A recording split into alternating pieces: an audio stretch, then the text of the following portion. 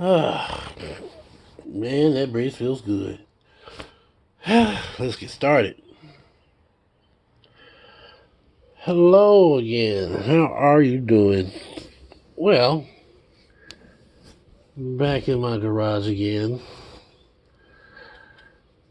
Windy outside, breeze going. People are out trying to enjoy life again. Ah, so nice. Well, I'll be going to work soon, but I've got a few hours, so I thought I'd update you on what's been going on with me. Well, since I've changed the thermostat, the heat has been working very well. The car isn't having spikes of high temperature. It's been the cooling system overall is running pretty good. It's decent. Excuse me, sorry about that. It's decent. I can't say I can't complain. It has really been working out wonders. And in fact, the new thermostat seems to be the shaft on the new thermostat seems to be a little longer. So when buying a used car, man, make sure you get all major critical systems checked. Like I said, I changed this and the shaft on the new one is a little bit longer. It might be nothing, or it could be that this was the wrong thermostat to begin with. Now, so it wasn't building up that pressure to throw that heat out like it's supposed to be. I thought it might have been the heater core, and I'm like, man, I don't want to deal with a heater core problem in the wintertime. So I bared through it, and come to find out, it was just the thermostat. It wasn't plugged up. The radiator wasn't plugged up. It just needed, it just needed a new thermostat. So that's what happened. Of course, after that, there was what was it before that? Well, at any rate, we also changed this guy. Now, granted, this all happened during the 3 weeks of the lockdown, 3 months of the lockdown. So it was hard to get out and buy good quality parts. So the part that I have in there is not like this. It doesn't have that metal pleat, metal rod in the middle. This one was collecting a lot of dirt out of the oil. The new one is yet to be seen. However, I did change the filter before I actually changed the oil because I wanted to see what type of filter was used and how well it stacked up against other filters, which led me to the second filter that I put in, which was a Fram. Now, in case you're wondering, no, these companies are not sponsoring me. I just happen to like these brands from my earlier days of driving. So that was my starting point. Pick up where you left off. Now this one almost bent like a tin can. I mean, it's hard now, but in the engine, it's real soft. And there's no metal, as you can see. No metal piece in there keeping it from collapsing. So This was the second one that I pulled out,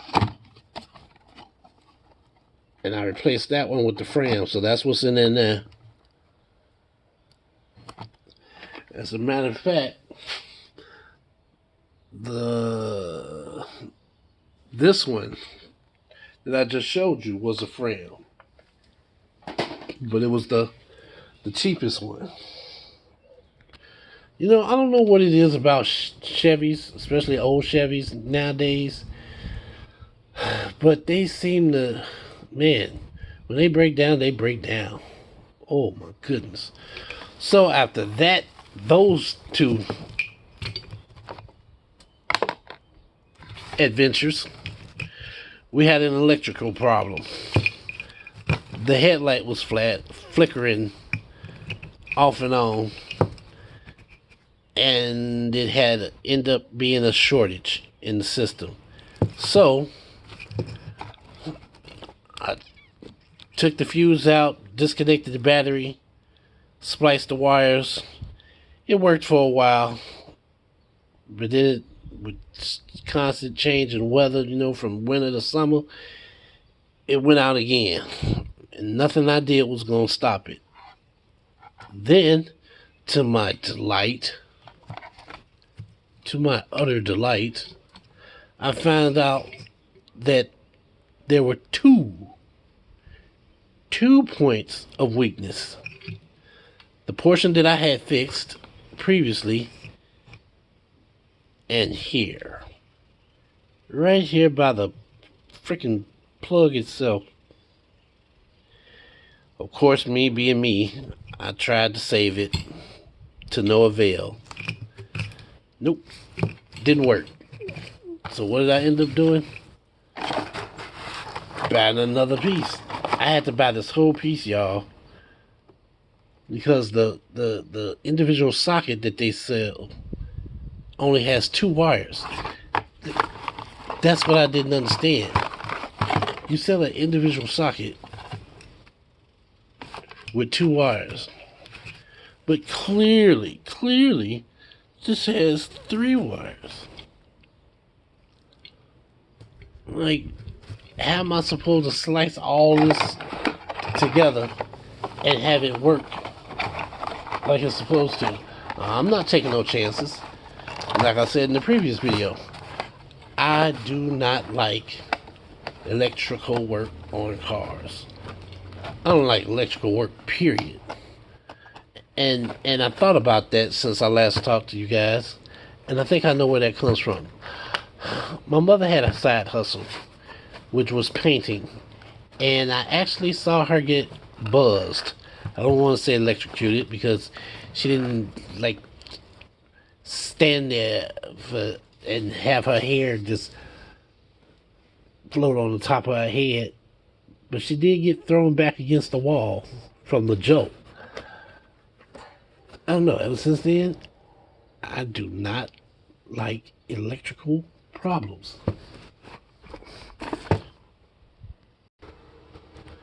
So, the other, whoa, excuse me, sorry. Then there was this. Now, some of you may already know what this is. Others of you is like, it just looks like a piece of metal with some rubber wrapped around it. This is a major joint linkage to the windshield wipers. I fought with that thing for weeks, and just when I thought I had it fixed, it poured down rain one day, and the son of a, it failed me. It popped out of socket in the middle of a rainstorm. So I got to the nearest spot that I could find, and I sat there and waited it out. Like I said, I don't know what it is about these newer, older cars. You know, back when I was a little kid, man, I won't even go back that far. When I was a young man, first starting to learn how to drive, I was given my grandfather actually let me get his car. Took some finessing. Thank you, Grandma. But anyway, I ended up getting my grandfather's car. 1979 Chevy Caprice with a 350 engine. Short block. 350 hydromatic transmission. Those were the days. Love that car. When you fix something on that car the first time, oh, it stayed fixed for like months, years. I fixed this contraption and it broke down within weeks. So I was forced to buy the whole complete assembly. You see, before you could just go to junkyard and buy, but like I said, I don't like electrical components, which that's what the motor is, and it attaches to the mechanical part. I take no chances. Not if I can help it.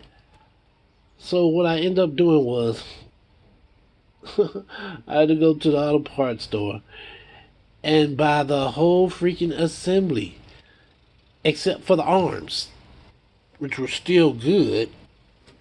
So that brings me to today.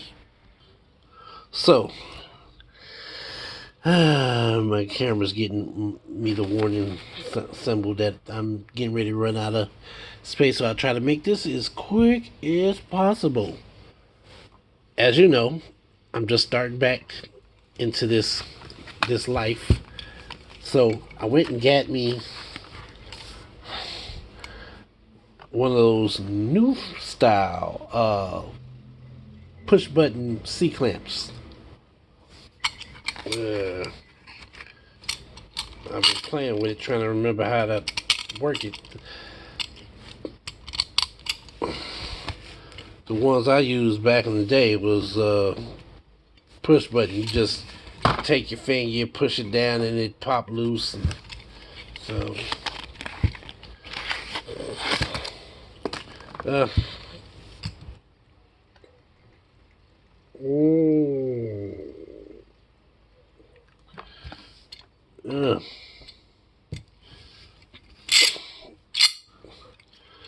so hopefully this is sturdy material, because I don't need it breaking.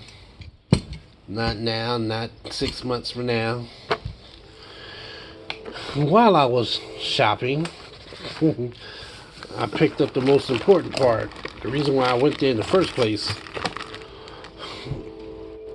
I was checking my brake cables and rotors and all that beautiful stuff,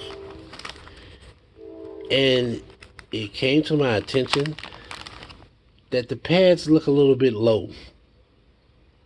I said, aha, that makes sense. It makes sense because lately I've been pushing the pedal almost to the floor, and it took me a while I had to watch a couple of videos and read some books, but now I finally remember. When you have full brake power, you push it a little bit and it starts to harden up.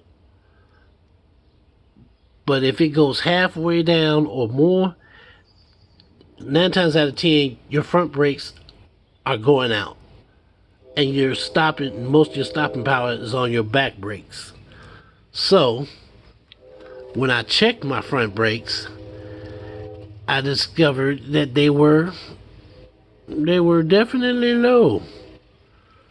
Now, when I went to go get the new ones, I have a semi-photographic memory.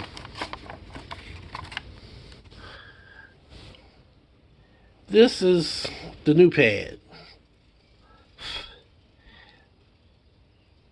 I would say the old one, from what I could see, because I didn't take the caliper off, is about half, maybe less than that. But the guy at the counter assures me this particular style of brake pad is one of their best. And I believe it came with a lifetime warranty. Limited lifetime warranty. It's got a warranty on it. That much I do remember. As much as I paid for it, it better have a warranty. So anyway, yeah. Well, I don't know what that number is, so don't be trying to hack nothing. Anyway, oh yeah, and there was what did I do with it? And there was these. This particular box of brake pads came with the hardware.